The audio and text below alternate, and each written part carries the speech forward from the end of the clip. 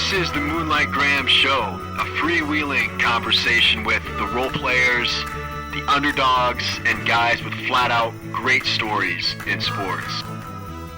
Hello and welcome back to the Moonlight Graham Show, and we are coming off maybe our most boring football Sunday of this football season. And if you're tired of the penalties, if you're tired of the long games and the replay, it's time to turn baseball on. If you have not been watching this baseball postseason, it has been unbelievably exciting. Every game seems to be at a fever pitch the entire game, with clutch moments, unsung heroes, underdogs coming up in the clutch almost every night. In this World Series, we have the Atlanta Braves, who have faced so many injuries this year. They basically retooled their roster at the trade deadline in August against the hated Houston Astros, who just a couple of years ago, were caught cheating and everybody hated them. And now they're back in the World Series again. So this is a really great story. And I think this is going to be a fantastic World Series. So we got to talk about baseball here on the Moonlight Graham Show this week. So to talk about baseball, I thought I'd bring in three guys, two of which I know pretty well, one of which I'd actually never met before, who are all Des Moines area baseball guys. They played really high-level baseball themselves, and I wanted to just talk baseball for a while with these guys, talk a little bit about their careers, but mostly about their experiences in the game, their views on the game today. So I brought in Zach Coppola, Jason McMurray, and Spencer Navin. So Zach Coppola went to Dowling Catholic High School. All of these guys went to Dowling Catholic High School, played their high school ball there. They're all in their late 20s now. Coppola went to South Dakota State. He ended up making it to AAA with the Philadelphia Phillies, and he was right on the doorstep of making it to the major leagues. He actually played with the big club in spring training and then got hurt, kind of was a little bit disillusioned by the game and just ended up retiring kind of on a whim. And then we have Jason McMurray. Jason McMurray was a shortstop, and actually right out of high school, Jason went to Notre Dame and was a starting shortstop as a true freshman at Notre Dame before bouncing around a little bit. He ended up going to a junior college, Iowa Western, won a national championship there before he finished out his college baseball career, had a really good year over at Old Dominion his last couple of years. And finally, Spencer Navin joins the podcast. If you know the name Spencer Navin, Spencer, once again, a Dowling guy, but he went to Vanderbilt. Okay. And if you follow college baseball, you know Vanderbilt is essentially the Alabama of college baseball. They're the premier program, and so many major league guys end up starting their careers at Vanderbilt, to the point now where we're seeing guys get drafted in the first round, decline a signing bonus to go to college to play for Tim Corbin at Vanderbilt. And Spencer Navin was an all-SEC catcher there before starting his minor league career in the Dodgers organization. And so Spencer Navin, a lot of these guys up playing for the Dodgers right now are Spencer's buddies.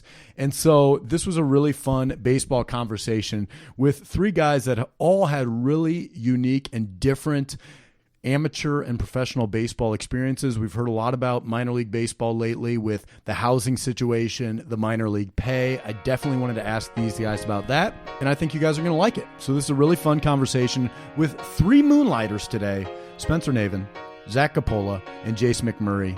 Enjoy it.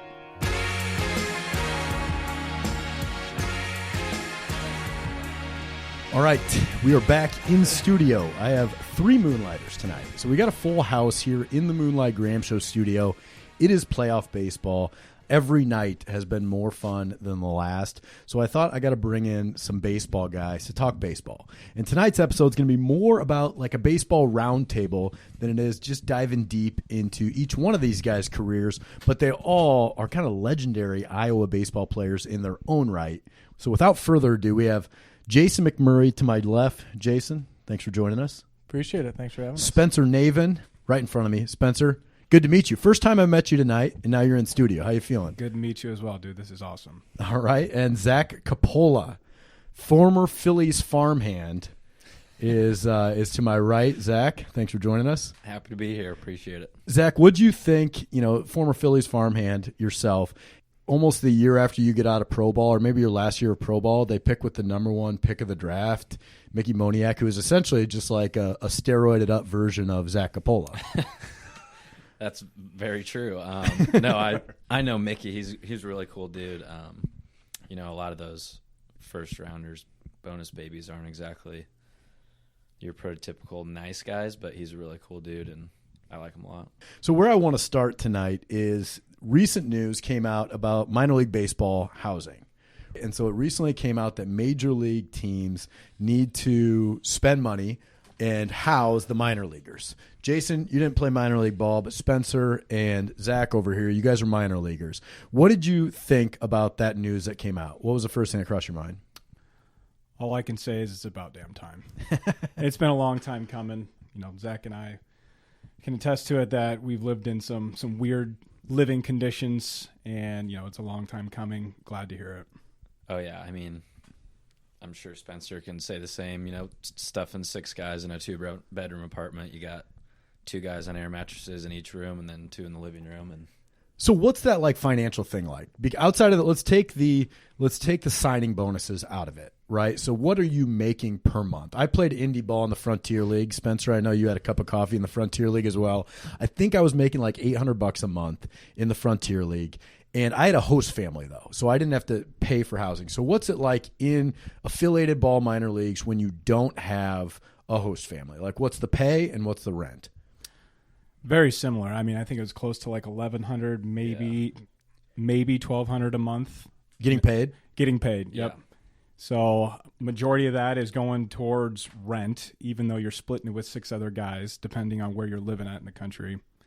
A lot of that's going towards rent, and the rest pretty much goes towards food. So you guys were both in that like 6 guys in a 2-bedroom place type of situation. Oh, yeah. yeah, I was down in Clearwater, Florida, and living down there is not exactly cheap. So we had 6 of us in a 2-bedroom, all on air mattresses, just hanging out. And is there any bit of that that's like fun and endearing, or is it all just like, what are we even doing here? No, it's a lot of fun. It's a lot of fun. I mean, it sounds terrible, but at the same time, it's a lot of fun, especially when you're, housing with guys that you really know, you're close with. You come up through the farm system together. It's a lot of fun. It gets a little weird when you start seeing people jump levels, and then you start, bringing other people in to fill that kind of bed. That's when it gets a little weird, but other than that, it's a lot of fun. Yeah, I mean, granted, 6 people in one little apartment is a lot, but like Spencer said, you're coming home after a game, whether you go out or not, whether you're just chilling watching Netflix. It's almost like college, just chilling with all your bros. You're all on air mattresses. You're all young, in shape dudes. You might be having a night out on the town. How does it work when somebody has to bring in, somebody to share the air mattress with? Like, do 3 guys in one room and 3 guys in the other all of a sudden turn into 5 guys in one room and 1 guy in the other? I'll just go ahead and say that minor league baseball can get pretty grimy, and not too many people are caring what's going on in the room. As long as you just close your eyes, pretend you don't know what's happening. Yeah. Jason, I know you didn't play minor league ball, but you played, a whole host of summer ball in your days. What was the worst living situation that you ever had? I got pretty lucky summer host family wise, except for the summer that Z and I ended up living together. My first house in Derby, Kansas, I think I was there for 2 nights, and my host mom kicked me out. And we had a game that night, so I had to play the game, and then I slept in my car because I was too scared to tell my parents I got kicked out of our house. So in comes the greatest host mom in the history of host moms. She was recently divorced, I think, for like the 3rd time. Lisa, if you see this on Facebook or anything, I love you. But she took it in me first, and I was like, what is this? I was under 21, free beer runs, anything you want. I think at one point in the summer, Zach and I took her bedroom door off the door hinges and used it as a beer pong table. But that was probably like, in regard to probably the grimiest, because most of the guys on the team would crash there in the split level basement. Oh, yeah. Other than that, I got really lucky. In the Northwoods League, I was in an unbelievable neighborhood with a whole basement to myself, theater room, everything. And then in the Coastal Plains League, I got to live at my college house. So I didn't even have to go the host family route. I knew you played in Derby. I did not know you played in Derby as well. That makes 3 Derby twins in this room. We got shorthanded. I was a Derby twin, Zach. We got shorthanded maybe like 10, 12 games into the summer, and our coach was like, we need somebody. And I think I might have called you, or we figured out how to get you there, and he stayed the rest of the summer. I think they put him on a 2-week contract, and then our coach saw him run and throw in the outfield the first day and was like, no, he's staying. Yeah, he can play here. Done deal. Yeah, I was in the Prospect League. showed up, played a game that night, and like my host family just didn't respond. Like couldn't get a hold of them. Wasn't sure where their house was. Still didn't have their address. So I'm like, what's going on here?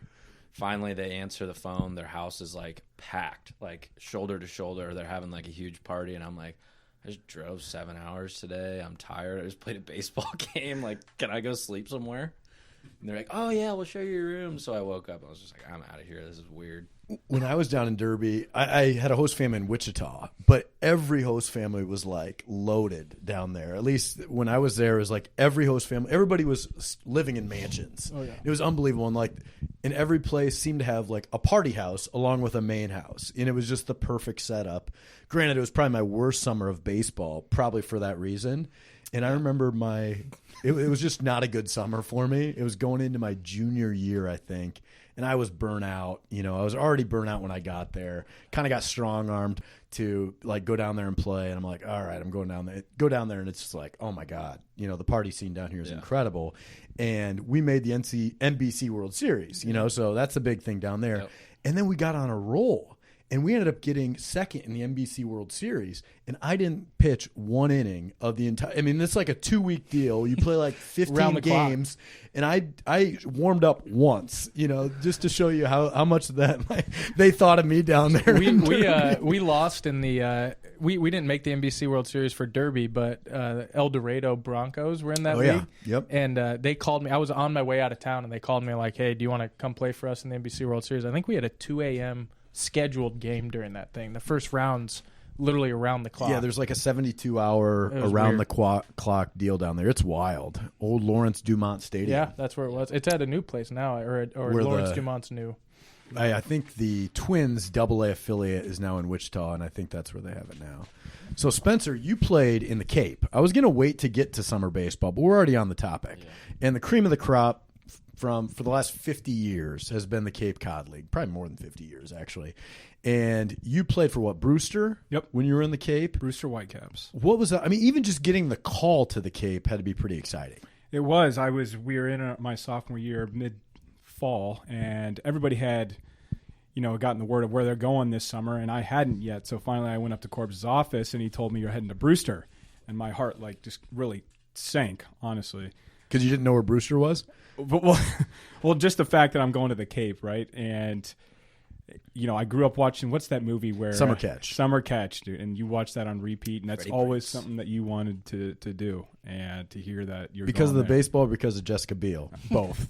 Yeah. Both. No, it was a great experience. I was in Rochester up in the Northwestern League the summer before, which is a lot different. You play a lot more baseball. It's a lot like minor league baseball. You were with the Honkers? Oh, yeah. Honker right there. I was a honker as well. Nice. Yeah. So you were a honker after your first summer, after your freshman year? Yeah. That was when I was a honker as well. Yep. Yeah, and that was a great place to play. That's a grind. It was. I think we had 68 games in 74 days or something crazy like that. And Yep. Yeah, compare the Northwoods League schedule-wise to the Cape. Basically, in the Northwoods, you're playing every single day. And then you go up to the Cape and you're playing 4 or 5 times a week. Much more laid back. You get to go to the beach on your off days. More so of an enjoyable experience. And probably a lot shorter travel between towns. Exactly. All those towns are, 10, 15 miles away? Yep. In the Northwoods League, you got like, an 8-hour bus ride every now and again. To the Canadian border. Right. Across. Thunder Bay or some of those road trips. Mm-hmm. And it's brutal. Yeah. You're sleeping on the floors of the buses, and you guys don't get it because you're all position guys, but the pitchers, sometimes you'd have an 8-hour bus trip and you got to pitch the next day. You guys don't know what that does to a pitcher's body. So what was the competition like out in the Cape? Because traditionally it's a pitcher's league. You got guys. I was out in the Cape this year. I saw a game. It was incredible, but guys are, Georgia Tech guy throwing 98, another guy throwing 97. I was like, holy cow. No wonder the batting averages out here are like 250 and under. Yeah. And it's kind of surprising because even those fields are, they're like borderline high school fields. They're not very large at all. To not see any kind of batting is kind of surprising either. But it is a pitcher's league. Obviously, you have some great hitters going out there. Kyle Schwarber was playing out there when I was there.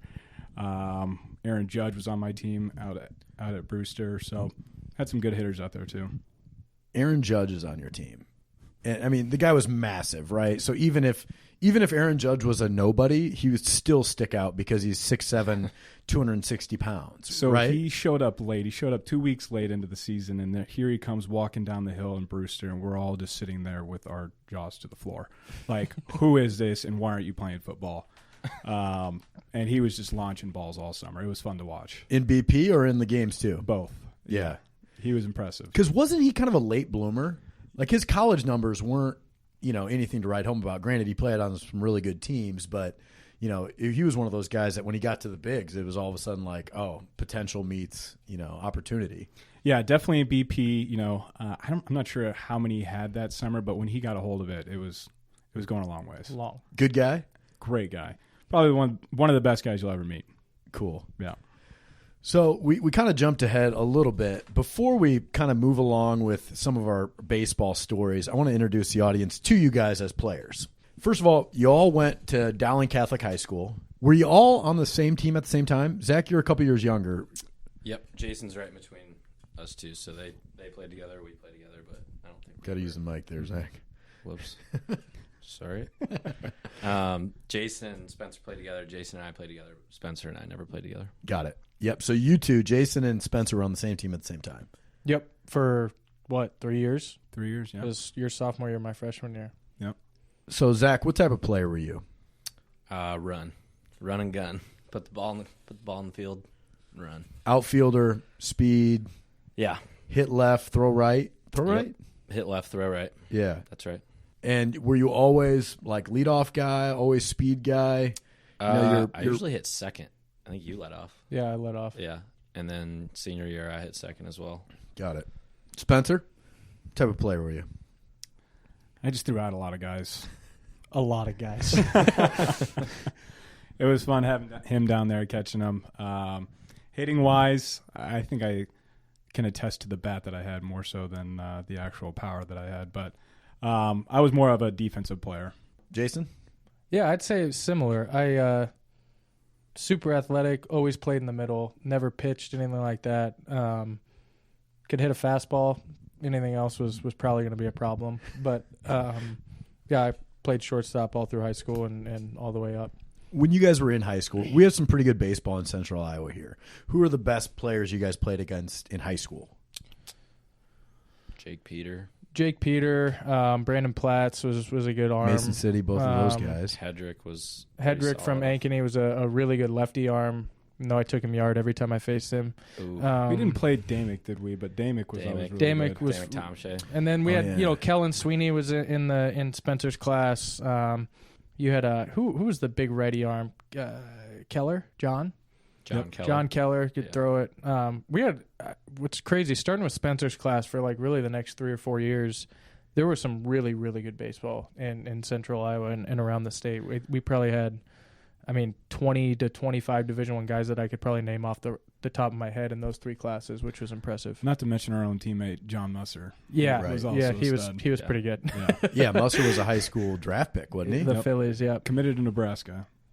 Yep. And who was your third baseman too? Yasinich. Yasinich. Yeah. Yasinich ended was up a hell of playing a player too. Yeah, he was a 5-6 years I with wasn't the absolute- really thinking of Dowling. I was kind of thinking more outside of Dowling. Dowling. right. You go. A high school left side of the infield with myself and Yasinich, Spencer behind the plate, Zach in center. It was pretty crazy to look at. And then we had Brad Shalene, who played at Kansas State, John Musser, who was Nebraska and Phillies. And then what was crazy about high school baseball is we had like a legitimate pitching staff.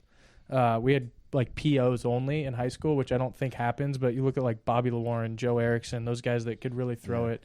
Who else went to South Dakota State with you? Andrew Clement. We had a lot of arms too, which was crazy. Well, that was the wild thing when I coached at Dowling. That was always surprising to me. Like I was just the pitching coach, and I could run it like a college program because there was like 8 POs on the team. So I just would do my own thing, like your brother. Shout out K-Mac. Kevin McMurray was a classic PO. I haven't talked to Kevin in a while, but Kevin McMurray, who is the guy he's in AAA with the Orioles right now from Sioux City, big time. He played Robert Newstrom.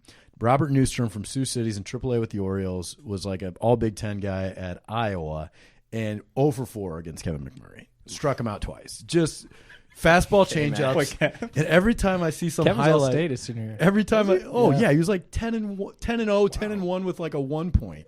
And every time I see a Robert Newstrom highlight, I'm like, fastballs in, changeups away by Kevin McMurray. And this guy, awesome. the book's out on this guy.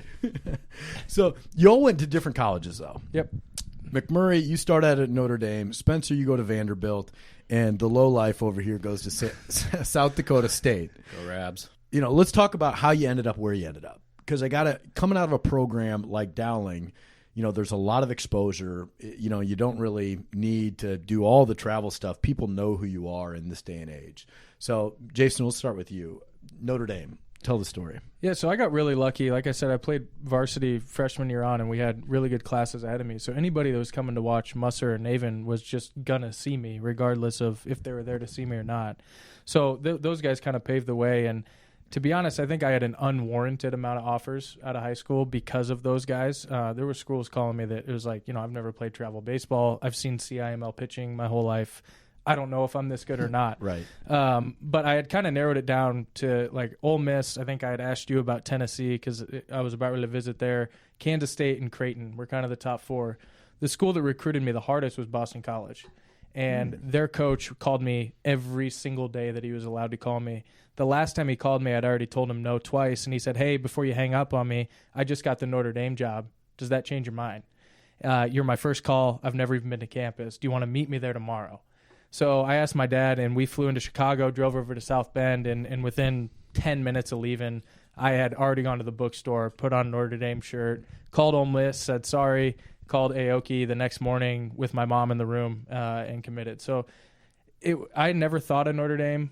Just being on campus was cool, and the visit was like red carpet times 10 because he had never been there either. So we're meeting all the athletic director for the first time together, all that kind of stuff. So it just kind of naturally happened. I mean, can you say no to Notre Dame? Like if Notre Dame rolls out the red carpet for you?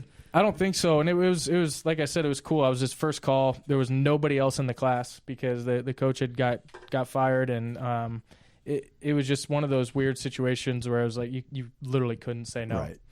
Yeah, especially you go to a Dowling Catholic, and you got a last name like McMurray. It's like it's in the cards. I remember calling Matt McCree actually the night I got home from South Bend, and I just asked him, like, why'd you choose Notre Dame? And his story resonated really well, too. I think he had probably any school under the sun to go to. So that was cool. Those were guys I looked up to my whole life, so kind of following his footpath was cool. Zach, when you did the South Dakota State recruiting trip, was it like Jason was talking about at Notre Dame? Yeah, red carpet. No. Actually, but your coach was the coach that had gotten fired from Notre Dame. That's Yeah, right. he was at Notre Dame. Dave Schrag, and he was at UNI before that. Yep. Yeah, me and Dave are close. No, I didn't. No, you're not. No, you're not. Yeah, I didn't have any D1 offers coming out of high school except for South Dakota State. Really? Like, I'm surprised by that. I was too.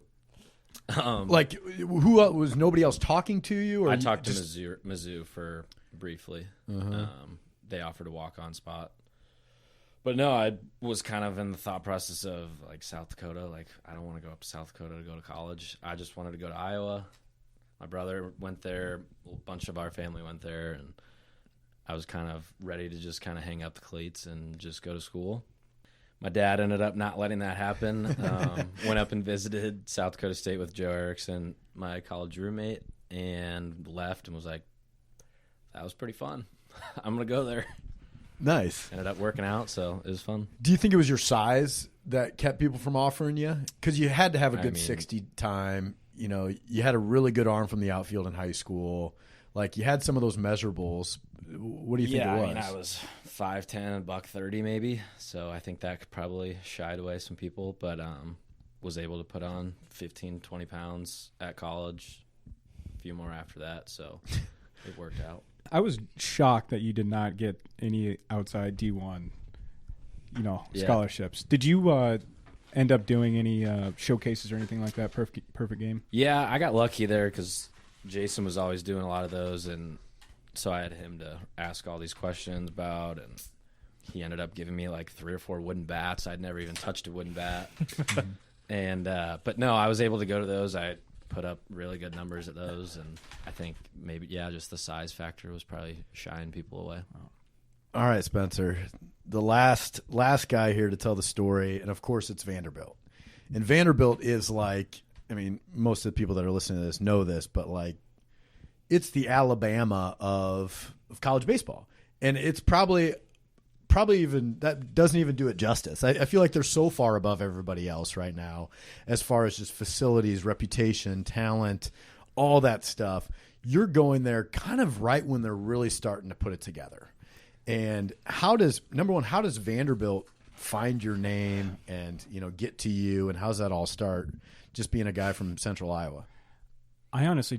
So I've always, growing up, going to the College World Series, you see all these SEC teams, Georgia, LSU.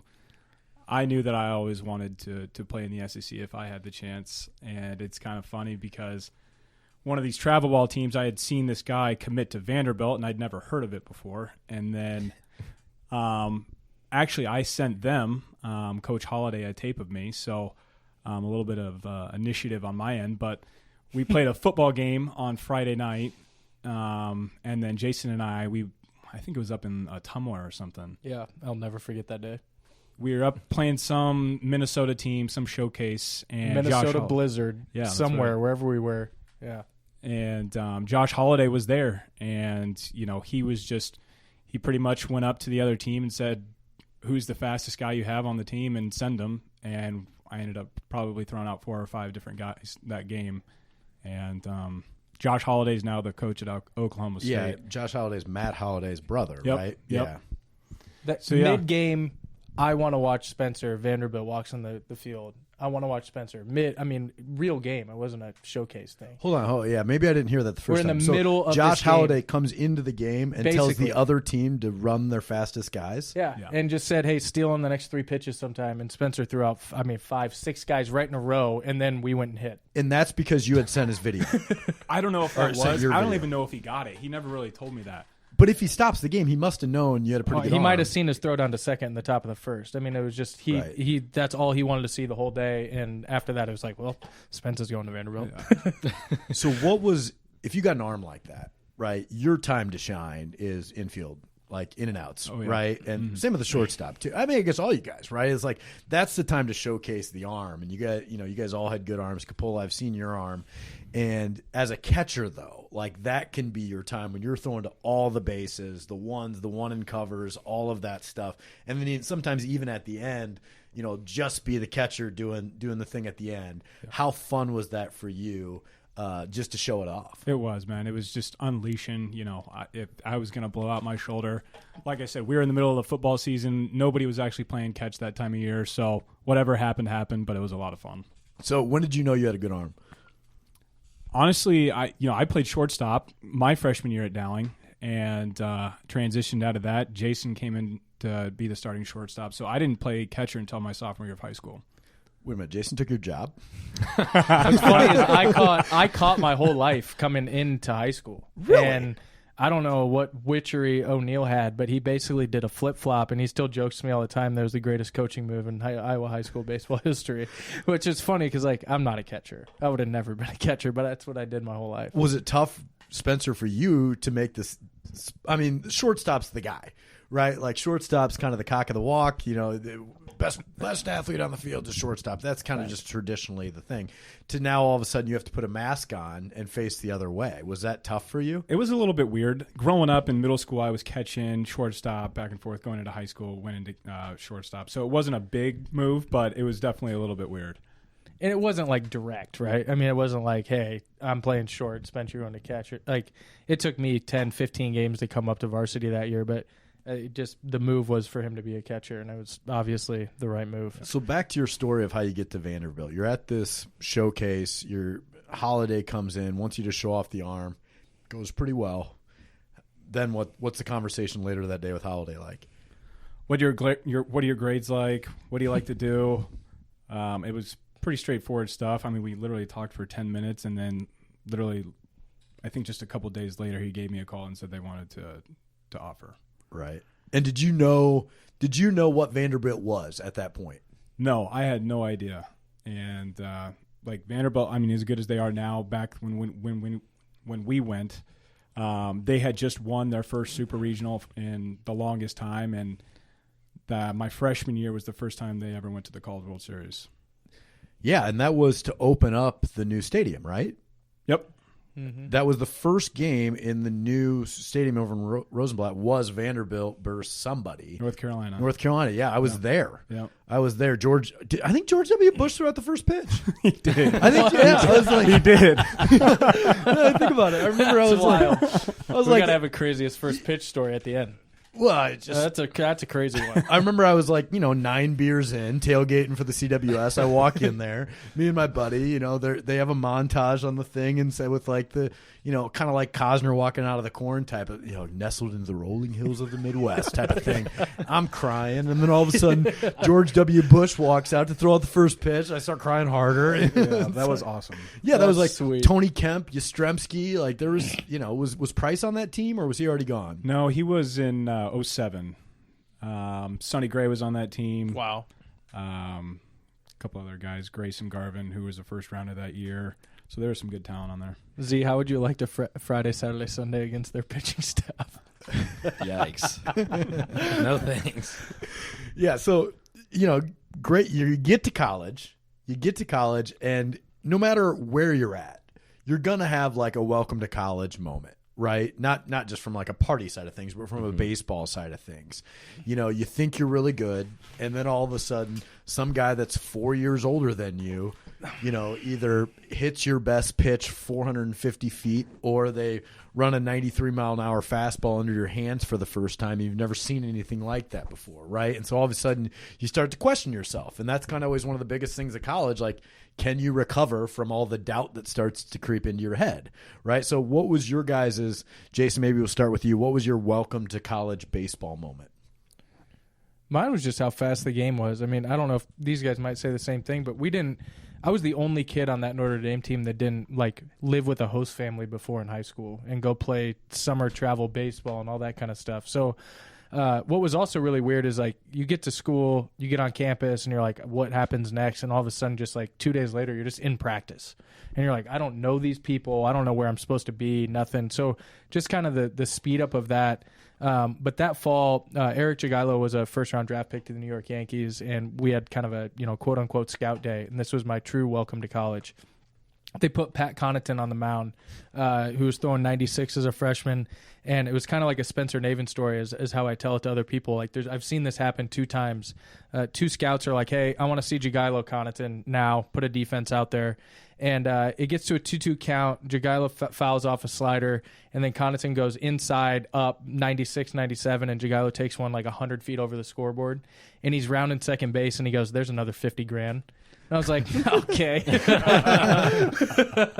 So that was kind of my like, I'm not there yet. Did that guy moment. ever make it? No, he never. So funny, that same class, Eric Jagielo, Trey Mancini. Eric was a first-rounder, Trey an eighth-rounder. Trey was in the home run derby this year, absolutely crushing it, and Jagielo's working somewhere in downtown Chicago. So that's funny. Zach, what was your welcome to the Summit League moment? I think just kind of And for the record, like we're making fun of Zach because he didn't play at Notre Dame or Vanderbilt, but it's, He also played for the Phillies. So. yeah. You made it higher than any of these guys when it comes to pro ball Yeah. too. Let's say that right now. no, I think mine was just more so the little room for error. You kind of in high school, the 3 of us were, I guess, quote unquote, like top of our class player wise, and we had a little leash. And if you make an error or something, it's no big deal. Go get the next one. But like first day of fall ball, we were taking in and out, and I had like bobbled one in the outfield. And they're like, "All right, get out."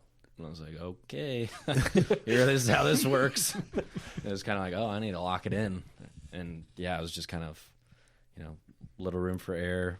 Lock it in, get focused. Spencer, I got to imagine there's plenty of welcome to SEC baseball at Vanderbilt. Yep. I think the first one that comes to mind was our first day of practice. So our bullpen is right by this main street, and there's just poles that separate the street from the bullpen.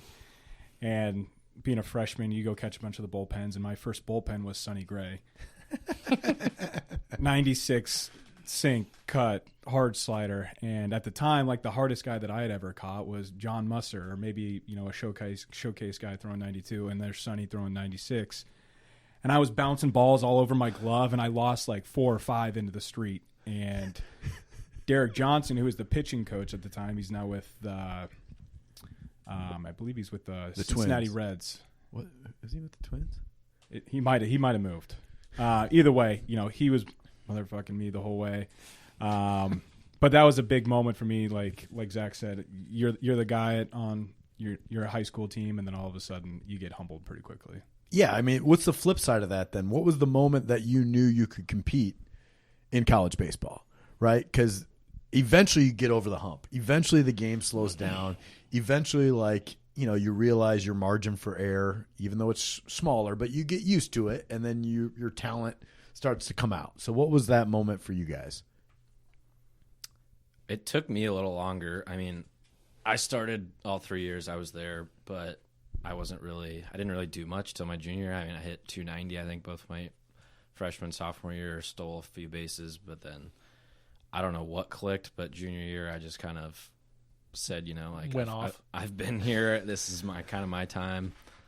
And then, obviously had a decent year. And was there a confidence shift? Was there like a summer ball thing, or like I think what? More so it was just like I'm a junior now. I'm an upperclassman. Like I had a chance to be a team captain. I wanted that, and fall ball just kind of clicked. And I finally, for whatever reason, got the green light my junior year. I don't know why I didn't have it my freshman and sophomore year to run. And I just went literally whenever I was on base. And 49 for didn't 49. get thrown out, but yeah. Wait, you were 49 for 49? 39 for 39. Oh, but- that was close. Was there any bad calls? Like was one. should you have been 38-1? We were down at Oral Roberts, and a lefty's on the mound, and I went first move, and he picked over, and I was dead in the water, and they called a balk. Like 10 seconds late. Like I was in a That's rundown, awesome. like going at it. They tag me, and they just go balk. 45-degree rule, baby. Sweet. And Anthony Sequeira was the first baseman. He got drafted to the Phillies with me, so we became close. But he remembered it too because he was playing first and was like, "That was not a balk." And I was like, "No, it wasn't." Yeah, as a base stealer, like I think it's a science, like it's an art or a science, or one of the two, I guess. And the guys that do it really well, it's like a lost art in the game. You don't see a lot of stolen bases anymore, probably because of guys like Spencer sitting there. It's really hard to run on the best catchers in the world. But like when you're diagnosing, let's just say a lefty, right? Righties might be a little simpler, but when you're diagnosing a lefty, what makes it so you make the decision, I'm going to go on first move, or I'm going to wait for some type of tell that I see, or what are you reading off of him? Mixture of both, just depends on the guy, but a lot of it for me was situationally, if it's a good time to go or not. What are the good times to go? Late in the count, or they're ahead on the batter. If you get thrown out, give the guy behind you a chance to get a new fresh count next inning or something with 2 outs. So this is where you guys can make fun of me again. The Summit League pitchers, just aren't as smart, maybe, or maybe they're just, I don't know. But a lot of lefties, like they'll stare at you when they go to the plate, and when they're coming over, they'll go to the. It's just like little things like that. That's like the classic tells. classic. Yeah, Like it's when like- the it was- lefty's it's a going high school over, league. he It's looks It's not at just home. a Summit League. Pitchers are just not smart. Well, they're just not thinking about it. Like they're thinking like, how am I going to get this guy, or how am I going to keep him on base? And they just start doing things that we can see that they don't realize. Especially that they're doing. lefties. Like lefties are they're a different birds. stock. Well, and they can just literally watch you. They're watching you, and you're just like, I'm gonna go. So Well, Spencer, the flip side of that one, when you have a good base stealer like a Zach Coppola is on first base and he's going, what's your mindset like as a guy who's made his name throwing out guys like him? You get a little excited. It's a battle between the base runner and you, and if you come out on top, it's a good feeling. But you gear up for it, you're ready to roll, and once you see him take off, it's a lot of fun. I always wondered at your level, like SEC to minor league, could you give a pitcher a slide step sign? Like would that happen? I never paid attention to that, but like, could you? Typically not. No, there's not like some unique sign for like, dude, slide step. This guy's going. No, I mean, typically they should have that mindset that Yeah. they need to help you, but Well, you'd probably cover that in a scouting report. Yeah. Right. And so you'd know Like Zach's on your first. guys. The pitcher and the Right. catcher would go through that before the weekend or before the game. It's like, hey, here are the guys with speed. Here are the guys might be taking a chance. Yep. When they're on, let's vary our looks, vary our timings, right? Yep. Yeah. So okay, welcome to the SEC moment. Or like no. I guess when was the moment when you felt comfortable at Vanderbilt? So freshman year, I was behind Kirk Sally. So I didn't play a whole lot, but when I did get a chance, I played in a couple midweek games. So my first midweek game, I caught a good game. Didn't get a hit, but at that point I knew I could catch good pitching. I could call a good game, and I was seeing a lot of good pitches. So that was the moment that clicked for me. Yeah. So was it more like I can catch a good game, or was it more like I got to be a run producer? Like, what was the bigger factor? At that point, being a freshman, catching a senior pitcher throwing pretty hard, I just wanted to catch a good game. If I had some offense there, it'd be a bonus. Jason? Mine was probably the end of freshman fall. We did a Blue Gold World Series, and so they split the teams in two, and the only other shortstop on our team was a fifth-year senior shortstop who had probably had 12 at-bats his whole career. So I had known all fall, like, I think I'm better than this guy, but just never had any confidence that I could just go do it. And when they split the teams, I was with Jagailo at third and Mancini at first, and it probably wasn't on purpose, but it made me think, like, I must be the guy. And that little confidence there just kind of it kind of pushed me over the edge to go play well, and ended up winning the job out of there. But that was like really the first time I was actually like able to get comfortable standing at shortstop. Like, I'm not worried about a ball being hit to me. I'm not under the microscope. There's nobody on this bench behind me right now. And that was that 3-game set was good. What's it like coming into a 4-year university and, you got guys that are 22, 23 years old already that have played 3 years of college baseball, some of them 4 years of college baseball. They've already done 3 years of summer leagues and all that stuff. Like, that's a lot of baseball. And then coming out of high school, especially in the upper Midwest, frankly, we just don't play a lot of baseball compared to, the best in the country. And I remember, like, I went to JUCO, right? And even for me at a JUCO right away, it was like, man, these sophomores have played a lot more baseball than I have. But those, those were just sophomores. You guys are coming in with some fifth-year seniors. Was that intimidating a little bit to, these guys are like grown men who have played, a couple hundred more baseball games than you at that high level? I think you see it the most in the little things. Like, I remember like being shocked at how well people bunted. Just little things like that where you're like, those drills, where they fire up the pitching machine and you're like, you have to get this down. I was like, put me in the back of the line. I don't want to do this because I never bunted at Dowling. I didn't do that kind of stuff. Or just, like Zach said earlier, just the margin of error.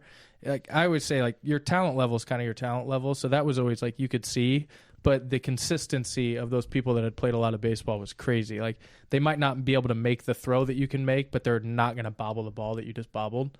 And that was eye-opening. Mm-hmm. I've always said, I played independent ball, right? So I went to junior college, Division I, indie ball. So I never made it up to affiliated ball or AA, AAA, any of that stuff. But from what I saw of the game, my reaction was always that the difference between the different levels as you go up isn't so much the talent, because you'll see really good talent everywhere you go. You might not see as much of it, but you see really, really good talent, right? So played against first rounders, played with first rounders, played with future big leaguers, all that stuff. But I always felt like the biggest difference as you move up the ladder was just the level of consistency and the amount of misses, right? And what the opposing team does with those misses, right? It's like you can get away with this pitch at single A, you're not going to get away with that pitch at double A. You can get away with this type of thing in indie ball, but you're not going to be able to get away with that at high A somewhere, right? But I guess Zach, Spencer, you guys played way more pro ball than I did.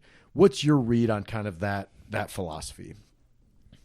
I think one big thing I saw was preparation. You see a huge difference in, I'm sure even better, pitchers and catchers and how much they can prepare and for the lineup coming up. And then you get guys that are hungover from the day before that are just like, I throw 98, I'm fine. It's like, well, yeah, up to a certain point, like you said, but in Right. Double A, if you're throwing 98 and you're still not hitting your spot, like you're still going to get worked. Yeah, baseball's one of those games. Your talent can only take you so far. Right. Eventually, you're going to hit a level, whether it's the minor leagues or the major leagues or, wherever, or Division I for a lot of kids, like your talent can't carry you any farther than that. You have to get better at the finer things of the game. Spencer, what do you think? Yeah, I think, the guys that did really well had a really good routine every single day. Getting up at a certain time, getting breakfast in them, doing weights, getting to the field at the exact same time. Just having that consistency day in and day out, and then consistency on the field elevated them. Honestly, nutrition also. Because, you're playing a 140-game schedule, and if you're coming in with Chick-fil-A breakfast every morning, like, your body's not going to last for 140 games. Right. And a lot of those, I played with a lot of younger high school kids that they're on their own for the first time. They never went to college, and they're like, oh, I can eat McDonald's every day. Like, this is awesome. You kind of can when you're 20. Yeah. When you're 24, 25, 26, like, you can't. Right. Like, you just absolutely can't. Like, I saw Giannis after they won the NBA title going through, he got like 50 Chick-fil-A things, right? Like, mini Chick-fil-A. It's like, yeah, Giannis is, that's not going to affect him in the least. But, like, guys like me, if I eat 50 Chick-fil-A things, like, it might take me 4 months to work them off. Like, it's a real problem. All right. So, you get to Division I baseball. You're playing the college summer league thing. When was the moment that you thought maybe Jason to hang him up, or to you, Zach and Spencer, to be like, I want to keep doing this? Like, I want to do this for a career. Maybe Jason, maybe you probably had those thoughts too for a while. Yeah, I had like the same. That thought happened in the same moment. Both of those thoughts happened in the same moment. So, obviously, went to Notre Dame. I had not a great freshman year, but I started close to 30 games my freshman year.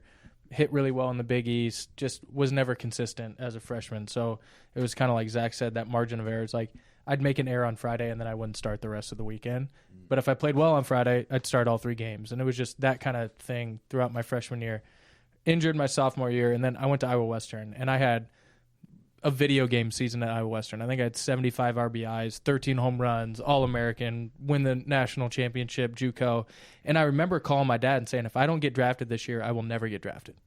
And he was like, well, don't say that. You're getting better. I'm like, no, I know who I am as a player. I could go repeat that year defensively. I could never repeat that year. I don't care if I go back to high school. I couldn't repeat that year offensively. And we were driving to move into Old Dominion, my mom in the passenger seat, and I got called from the White Sox and the Rays, both in the top 15 rounds, to say, like, hey, if we take you here, will you go? Kind of those calls that we would all get. And I'm like, yeah, I'll go. I think it was the 13th with the White Sox. And we pull over to a truck stop. My mom's got the iPad on, and it didn't happen. By the time we got to Norfolk, Virginia to move into Old Dominion, I knew I probably wasn't going to play pro baseball, but it made Old Dominion really, really fun because it was like, hey, I got 2 years to go play Division I baseball in Conference USA. There it is. But I really thought that year was the year that it would pop, and it didn't.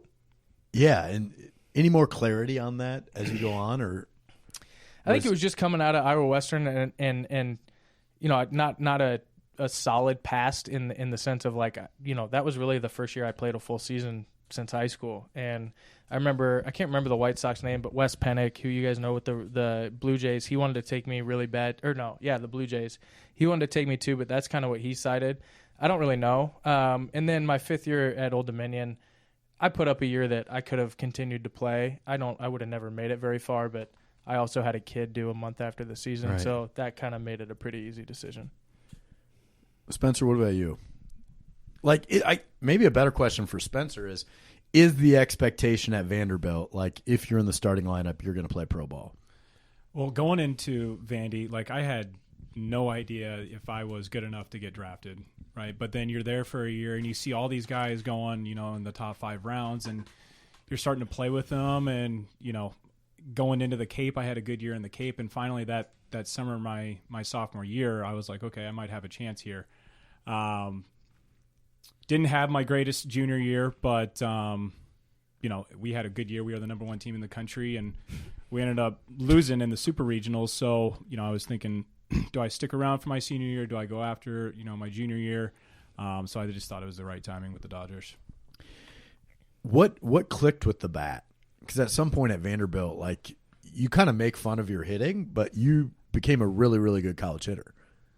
There was this one specific practice. So we had this freshman coming in. He skipped his senior year of high school. He was supposed to be the dude. Kirk Casale was out the door. I was supposed to be the guy. So then one day during fall practice, Corbs called this player the future or the face of Vanderbilt baseball. He was a catcher. It wasn't you? And it was not me.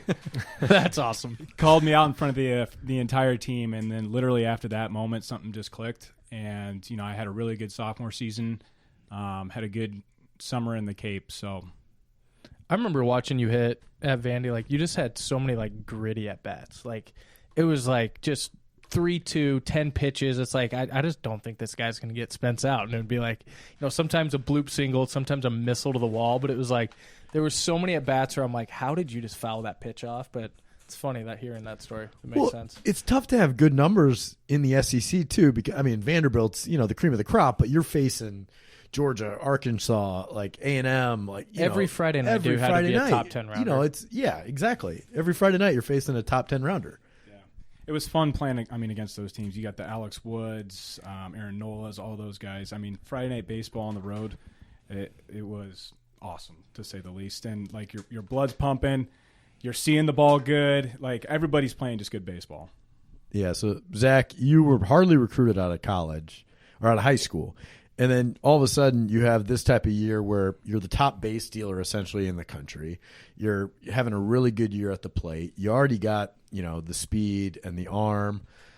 When did it kind of click for you? It's like, hey, I might be able to get paid to do this. Yeah, just given my size and everything growing up, professional baseball was never even really on my horizon.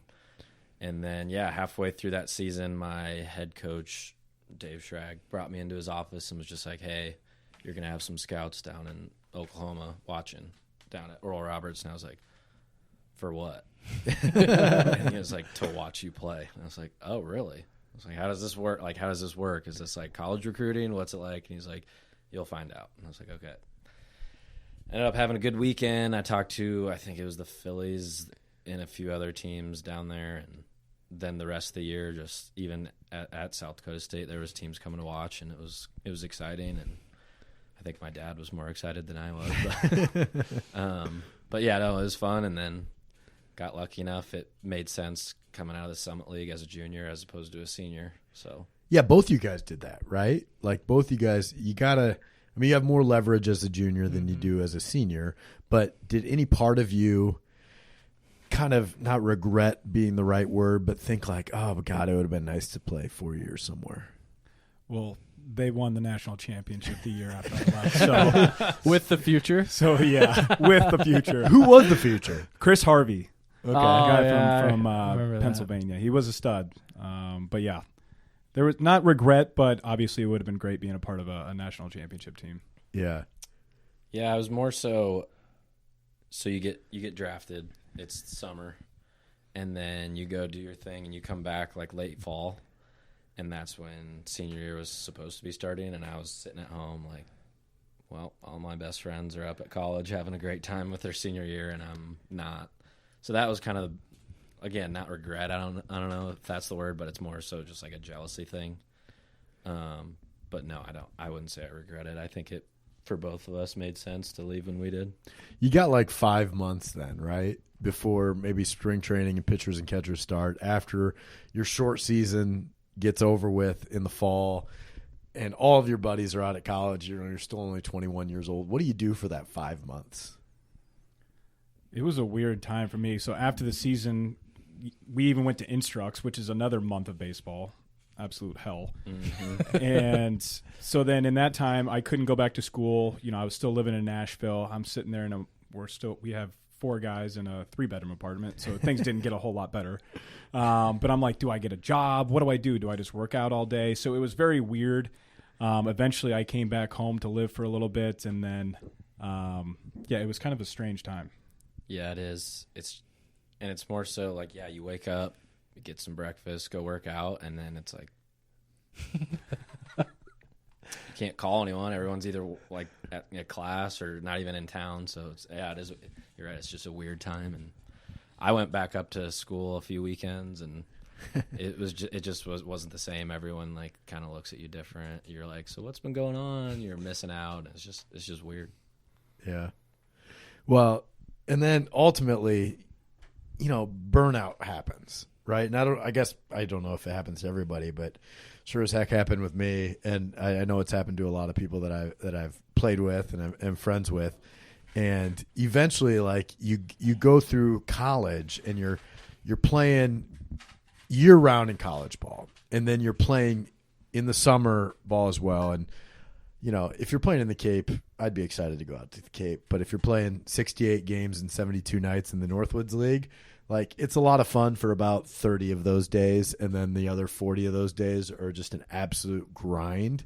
Mm-hmm. And then you got to go back to school, and Hardo coach is conditioning you on day one, and it's like that for 4 years of college, and you just kind of want to be done. Like, and a lot of guys just hang it up. They just hang it up when they're done. For guys that don't, they go to the minor leagues where you're not paid much. You're sleeping 6 guys in a 2-bedroom place. You're not making any money unless you had some form of signing bonus. But if it's not, in the high 6 figures, that's gone pretty quick. So those type of conversations, I don't think really go into the general public's mindset when they're thinking about what professional baseball is like. So maybe for all of you guys, did you encounter burnout? And yeah, I guess, did you encounter burnout? I'll go first because the answer is easy. No, I knew the end. I knew where the end was. So I think anytime it's like running sprints, like if this is your last one, it's pretty hard to get burnt out. Was that because you had a baby on the way, or was that because you're just like you had that moment of the draft? My senior year was probably the year I talked to the most scouts, had the most you guys all filled out those questionnaires and all those kind of things. But I had like the most second round, like interview type things. Like Billy Swope from the Cubs came in and did a full, 2 hours with me, did all the eye tests, did all that stuff. Like I had a really good senior year. I was hitting in the 4-hole on a good team in Conference USA. But I just had a feeling like it wasn't going to happen. And I knew that if it happened in round 31, that I wasn't going to leave, June 15th to go play rookie ball when Jet was born July 1st. So I just kind of halfway through my senior year, I just kind of knew that was it. And so it made senior year really fun outside of the last series of the year at Marshall when I went 0 for 17. That was burnout. That'll do it. That's fine. Been there. Yeah, what about you, Zach? I had a completely different experience. I was in AA, hitting a solid $194 through April, May. And it wasn't like I just like wasn't clicking still. It was more so just grounding out and like not swinging at good pitches, and I just wasn't having fun. And then ended up stealing second, slid into second, and tore my opposite arm UCL. And got surgery, went down to Florida to rehab, and about a month into rehab, I was like, I'm not doing this. And rehab's not a very fun mental place. And so I hung him up, got a flight home, and never looked back. How bad was that? Like, you're hurt, you're not playing well. Right. Then you get hurt, and then you got to be alone in Florida with nobody that rehabbing for a job that you weren't enjoying a whole lot anyway. Yeah, I mean, like I went and bought an Xbox. Like, I was in my hotel room way more than anywhere else for a month. And like you said, you're by yourself, and it's just kind of, again, like, what am I doing? Like, what am I doing? Yeah. So it was time. Spencer, you played like 6 years in the minors, so you saw your fair share of professional baseball. When was the moment where you're like, I got to move on? So I got released by the Dodgers, went to a spring with the Colorado Rockies, and then got released from them, went to Joliet independent ball. And it was the very first game of that season. Foul ball came back and broke my hand. So you're just sitting there, even throughout the entire minor leagues. It's hard to imagine that all you do is baseball throughout the day, right? Your whole life circles around baseball, and then you're sitting there like it's a beautiful day, middle of the summer and you're wishing you can go out and do something, right? You see all your friends on the lake, or maybe it's a family reunion, whatever it may be, and you're just sitting in Backtown, Crazy Town, Ohio. Yeah. And it just came to the point where, like, I had a broken hand. I was just done. Was there a moment, and all you guys were really, really good, but particularly, like, Zach, you, I think, played in spring training with the big league club. Like, you got called up to a couple big league games in spring training. You know, Spencer, you're with the Dodgers organization, you know, coming out of Vanderbilt.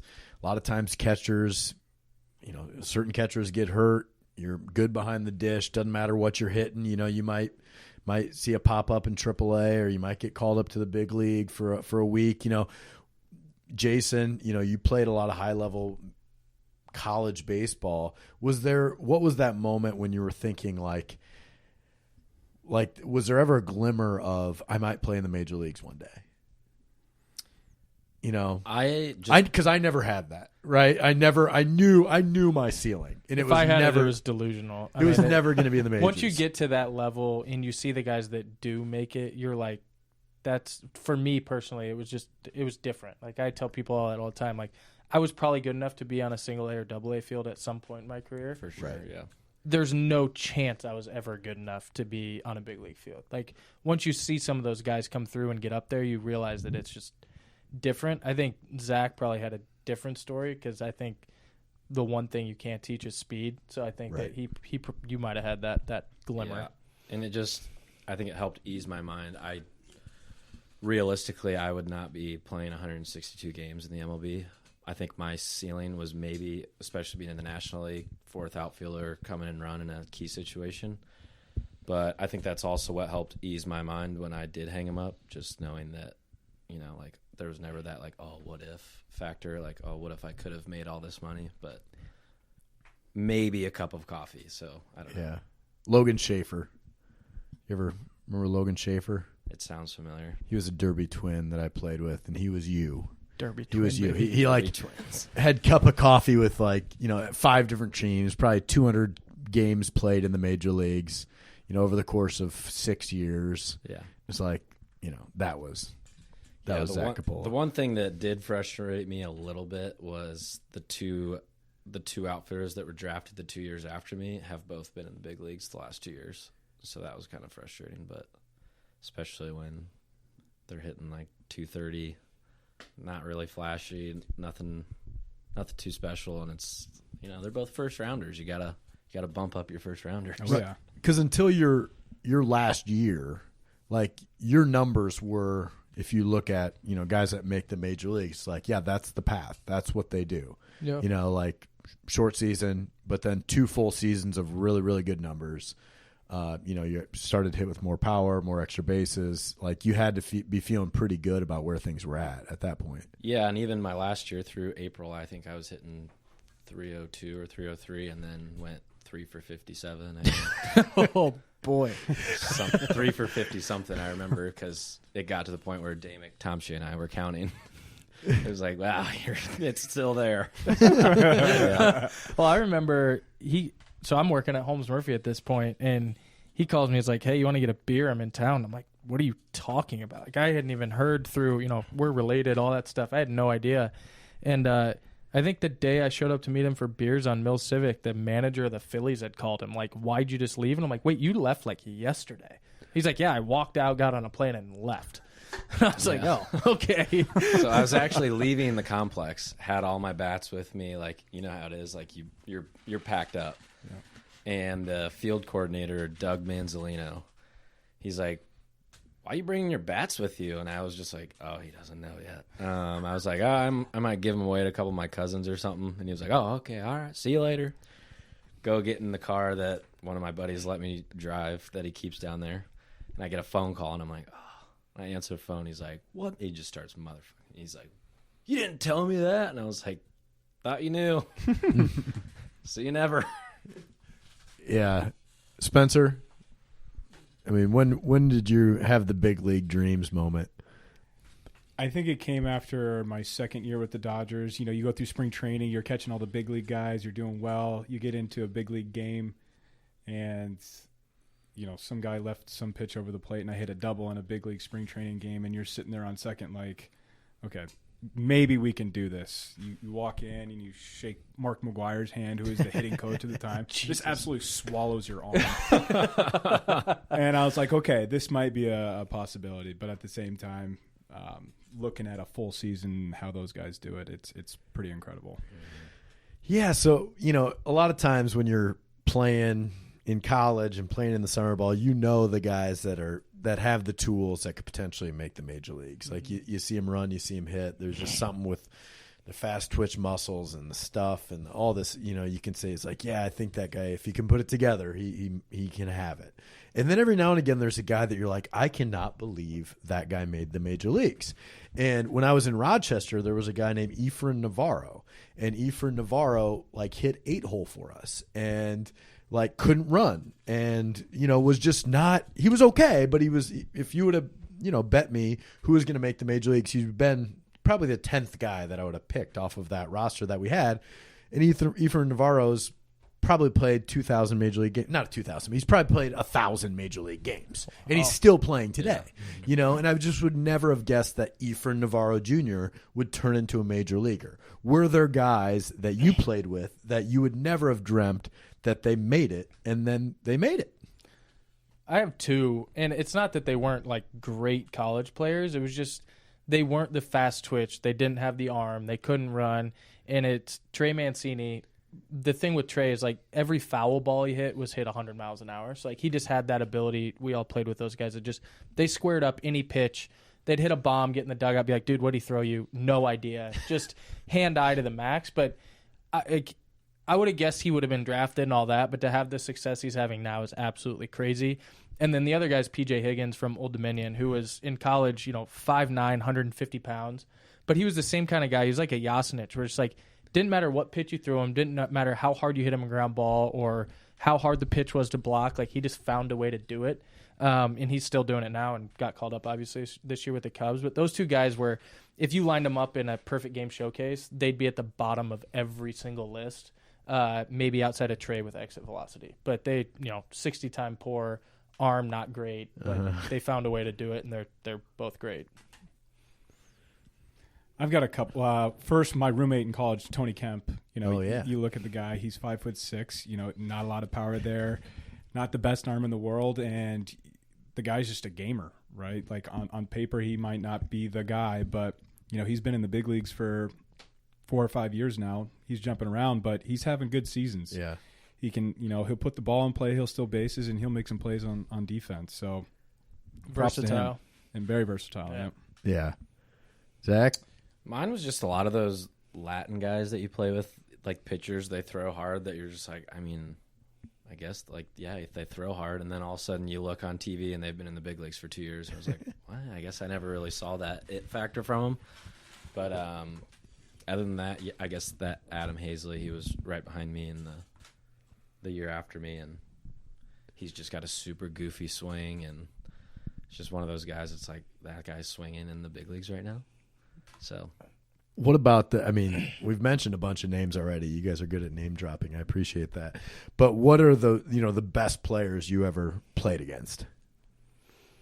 Tyler Glasnow.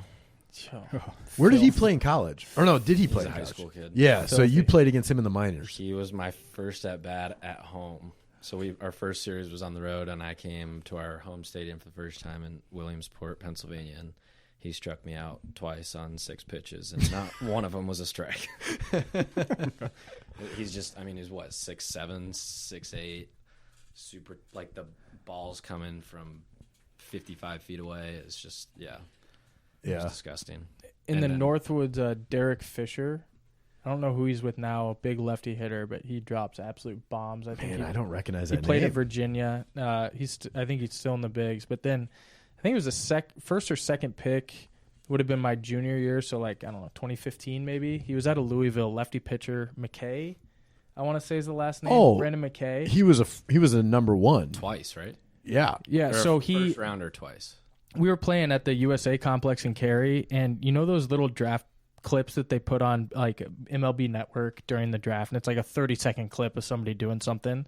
His draft clip the entire month leading up was a back foot slider that I was pretzeled on. And so every time it came up on MLB Network, one of my buddies would Snapchat me like, down goes Jay again.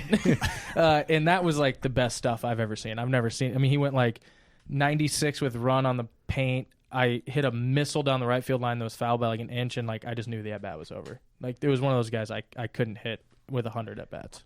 Isn't it funny how you catch a guy at that moment where he turns into the number one pick in the draft, and he's unbelievable, right? And now, like, I don't think that guy's ever been in the major leagues. I think he's gotten hurt a couple of times, and if he ever shows up in the major leagues, he's probably going to be a shell of what he was when he was striking you out. And I remember the guy like that in my world was Ross Detweiler. I don't know if Ross Detweiler even does it for you guys. He's been in the big leagues for 12 years. He was like the 4th pick of the draft in 2007, maybe, out of Missouri State, 6'7" lefty, slider that disappears, number one guy on Team USA, the whole deal.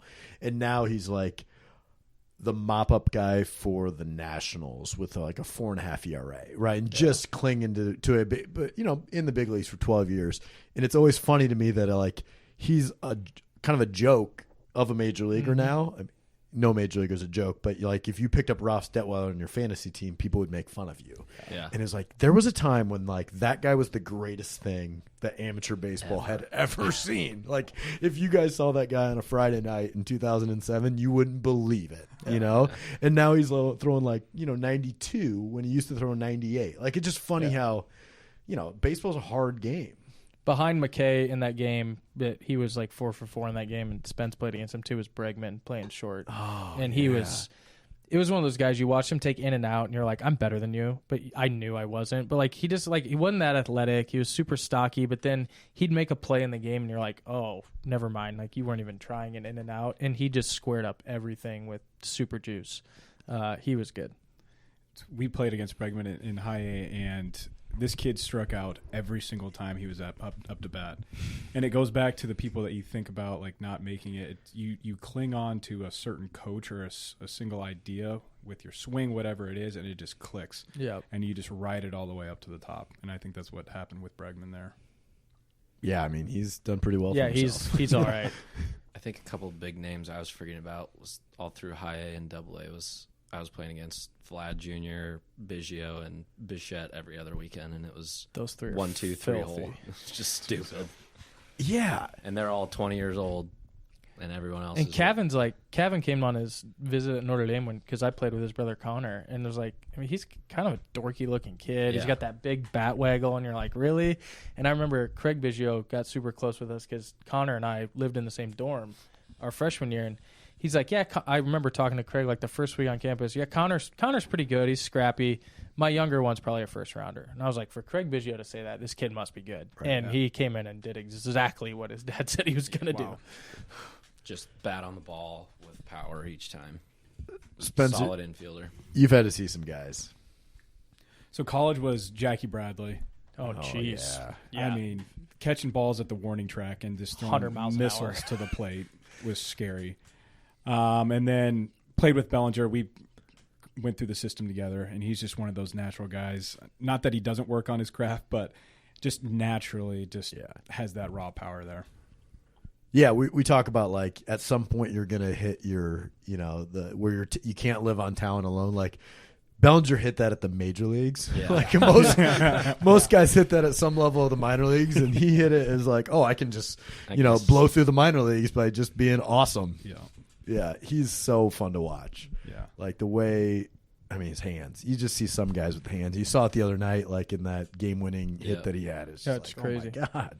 They even put the shift on for him, and he hits it so hard it goes through the shift. He's unbelievable. All right, guys. The way we end every episode of the Moonlight Graham Show is with the 5 big questions. All right, so buckle your seatbelt. We're going to go around the room, 5 big questions, all right? First question is, Coppola, we're going to start with you. We're going to Coppola, Navin, McMurray. Coppola, who's your all-time favorite teammate? Favorite teammate? Yeah. Dave McTomshay. Another Iowan. In the Philly system? Yep. We play minus short season, rookie ball. We were together all the way up, lived together.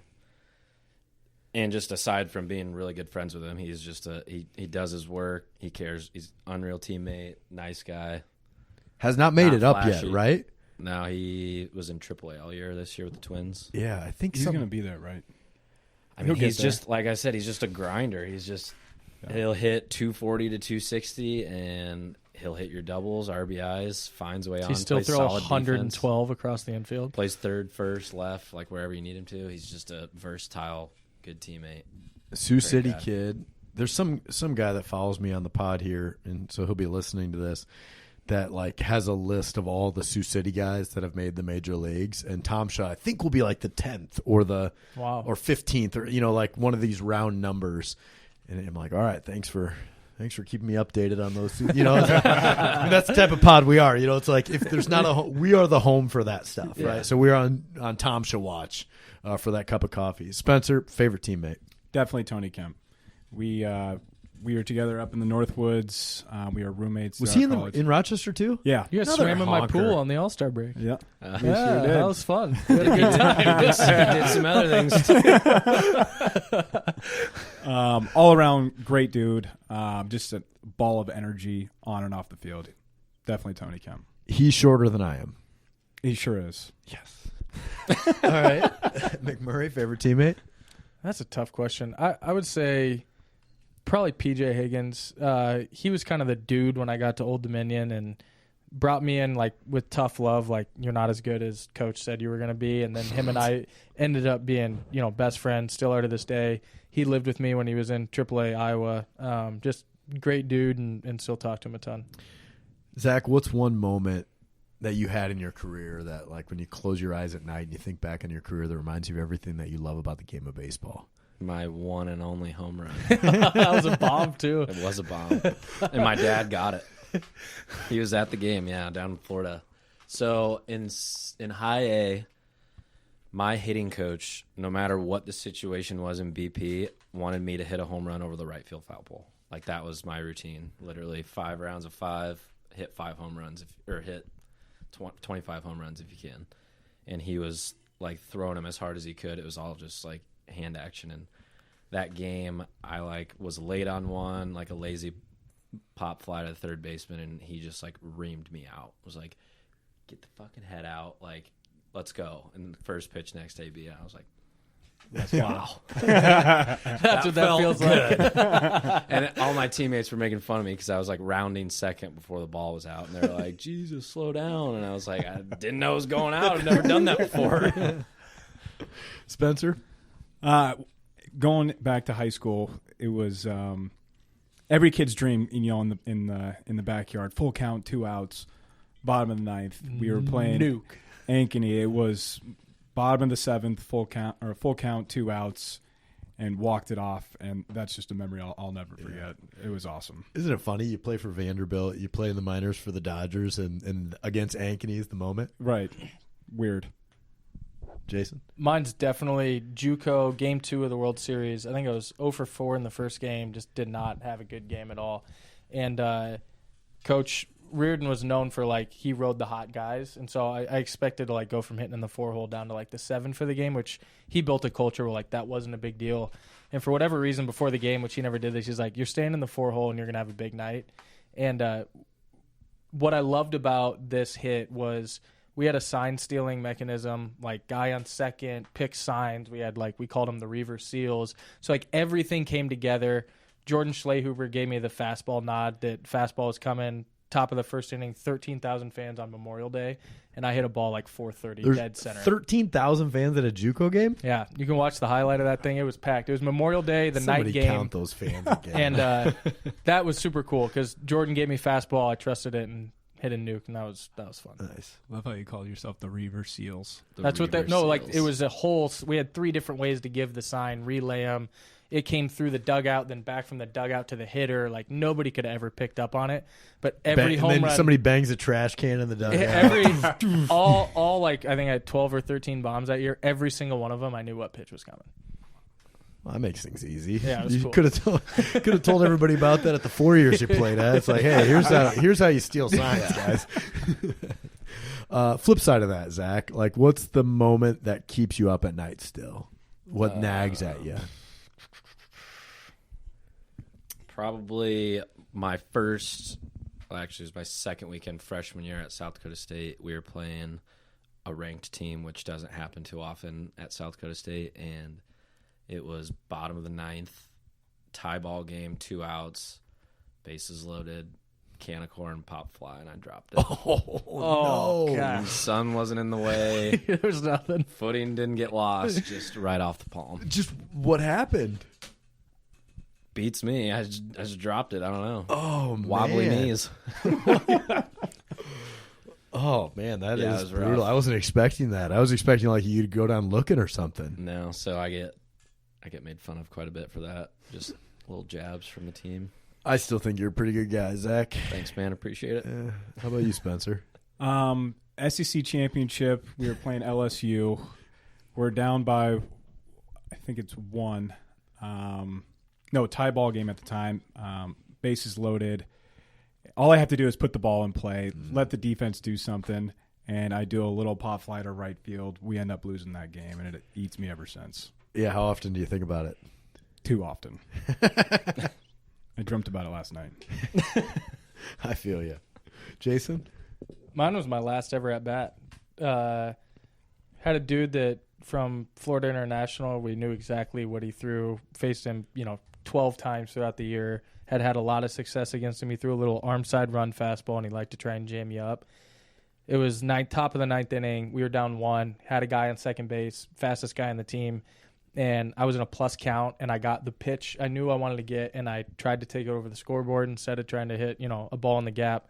Ended up hitting like a weak 4-hop single that like hit the third base bag, but guy couldn't score. Freshman comes up in the 5-hole behind me and strikes out, and we go home last game. But if I just would have found a barrel gotta there, hit. that guy, yeah, but it was, if I just find a barrel there, I think about that pitch all the time. Like I'll wake up in the middle of the night with that pitch going over the scoreboard because I knew what was coming. It was right where I wanted it, and I just tried to do too much with it. Yeah. Yeah, we had a guy on named Greg Lemke about a month ago, and he still thinks about, like, he was playing in the Central Iowa Collegiate League, the CICL, and the guy threw him 3 straight sliders. He was up 3-0, and then the guy threw him 3 straight sliders to strike him out, and he said he thinks about it every day in the shower. That's not a good That was place like- to be. It's not a fun shower. That was like in 1979. Oh, no. Unbelievable. I know. It's like we're kind of haunted by these things, Yeah. So, 4th question here, Zach. Favorite coach you ever had? Favorite coach, Pat Borders. Wait a minute, the Pat Borders? The Pat Borders. Oh, I got a picture with Pat Borders. Really? Yeah, I got a picture with Pat Borders. Yeah, he's just the ultimate player's coach. Left you alone unless you needed to not be left alone, and was just a great guy. It was fun to pick his brain just about his experiences and just how different baseball was for him when he played. And 92 World Series, I think. and World Series MVP too, I think. Jeez, Pat Borders. Wow. Yeah, just awesome guy. I like that. Top that one, Spencer Navin. Jeez. Well, I definitely got to go with Corbs. Yeah. I mean, Tim Corbin. Tim Corbin, man. He's I know him as Coach Corbin. Coach Corbin. Yeah. I mean, just a guy. I mean, an incredible guy. I mean, he's 60-something at this point. You would think he's 30. He's running around the field like he's playing on there. Put you in your place, but at the same time, he's one of the best coaches I've ever had. Am I taller than Corbin? Debatable. Is he? What? How tall is he? 5'8". Oh, I'm taller than Corbin. Jeez, get out of here. One thing too, because Spencer's brother Nick and I are good friends, and we'd hang out a lot. And I remember being over at your guys' house or wherever we were at, and you had just gotten a video from Corbin In the snow doing Yeah, push-ups. that's right. at like 4:30 in the Crazy. morning, and he gets back like up into the camera and goes, "What are you doing right now, Spencer?" And we were all just like, "Whoa!" We would get those every Christmas, and it sucked. He was in shorts and a t-shirt doing push-ups in the snow. I think you were at my house that night. Yeah, it was. I think you it were was just. something I we think, were all I together. think you were actually a refugee from a party that night in my basement.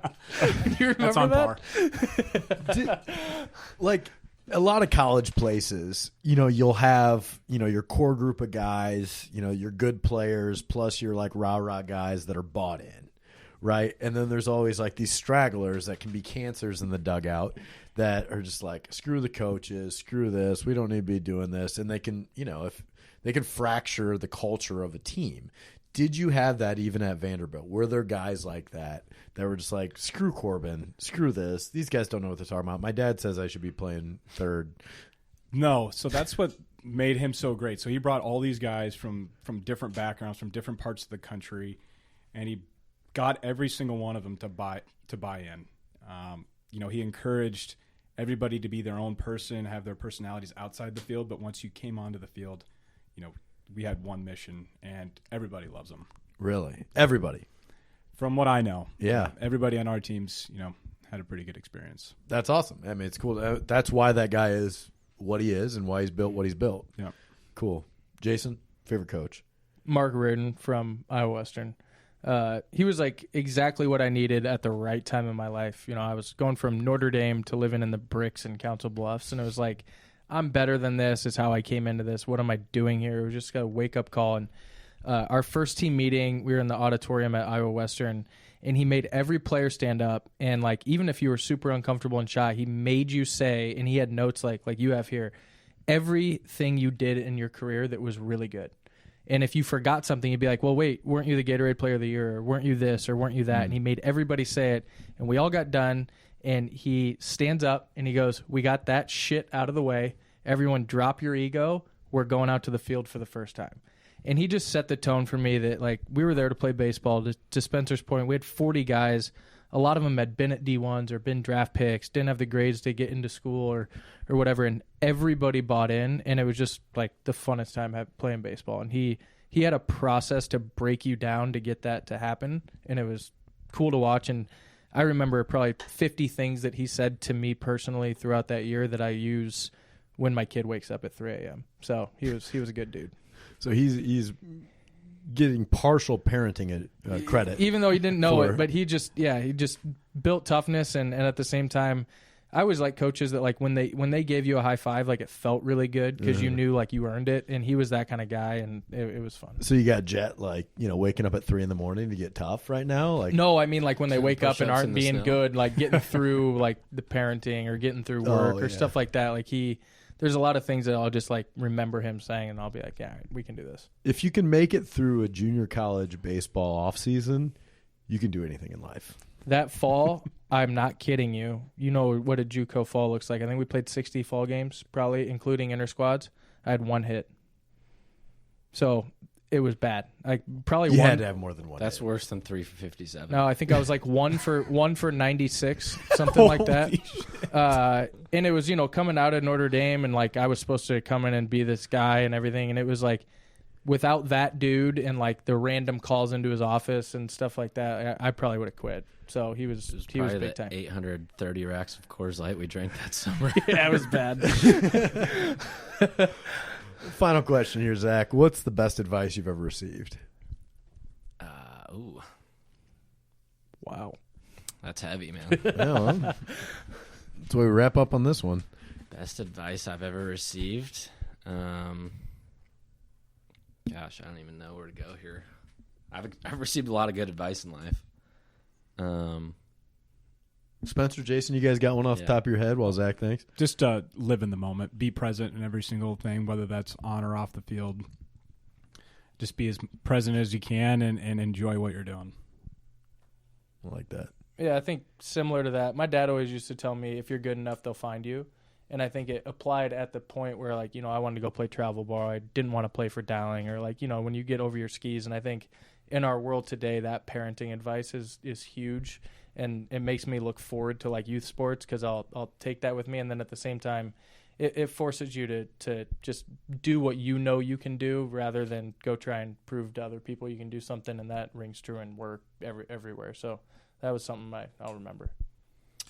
I think it just kind of all goes back to just, like, be a good person. Just don't be a crappy person. I like that. The world would go around a lot smoother if everyone was just a nice person. I like that, guys. Well, I appreciate you guys coming in here. Moonlight Graham Show baseball round table tonight. Any parting thoughts, or did we cover it all? It's a good combo. That was fun. That was great. Thank you for having I guess maybe the last question. This was just for Spencer. How hard is it as a catcher just to memorize all of the pitchers on the team? I've always wondered that. Like, as a pitcher, it's hard enough for me to have get my stuff down, and then you have to do that with 20 guys on a college team. Well, when you go out 5 out of the 7 nights of the week together, you start to get a good relationship with all of them. Yeah, that goes back to kind of something we always made fun of ourselves for, is like you're at the field 7 days a week, and all you talk about is going out and girls, and then when you go out, all you talk about is baseball. Yeah. It's completely opposite. Yeah. Did you ever have it where you had a pitcher on the mound that couldn't speak English and you had to go out and visit him? Too often. Yeah. How'd you handle that one? Translator. You'd call the translator? Oh out? yeah, big time. Or whoever's playing the field. My favorite one though was we had this pitcher from Japan. Oh God. His name was Takumi. He was my favorite person ever. Not a lick of English, and he had a translator every time. Anywhere he went, he brought his translator with him, and he was awesome. I had a Cuban catcher one time named Roberto Sabates that didn't speak a lick of English, and he would just come out and he would just say, "You okay? You okay? You okay?" And just like he knew it was like time for a mound visit. Flattery's thrown 6 balls in a row again. Like, come out, we gotta talk, and you just tell me, "You okay?" Like 5 times, then you go back, and then put the same signs down, and like, Very here we encouraging. go again. And I just always get a crack out of that whenever I see like guys, you watch the major leagues even. It's like, I know that guy doesn't speak English, and I know that guy, is a white guy. And so I wonder how this conversation's going. I wonder because sometimes you find like a common language too. That's the beauty of baseball.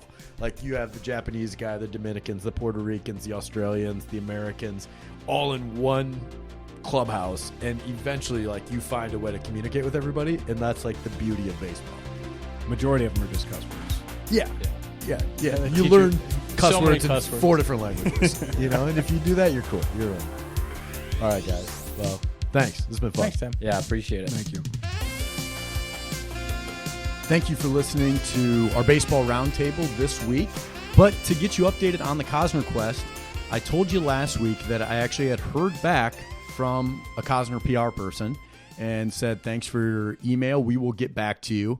Bad news, I have not heard from him since. So the line has gone silent with that Cosner PR. I sent about 10 messages to, not 10, I sent 2 messages to Cosner's like Facebook account. Like I did the social media thing with Cosner this week. I DM'd him on Instagram, on Twitter, on Facebook, hoping I'd get some reaction there because had not heard back from the PR people.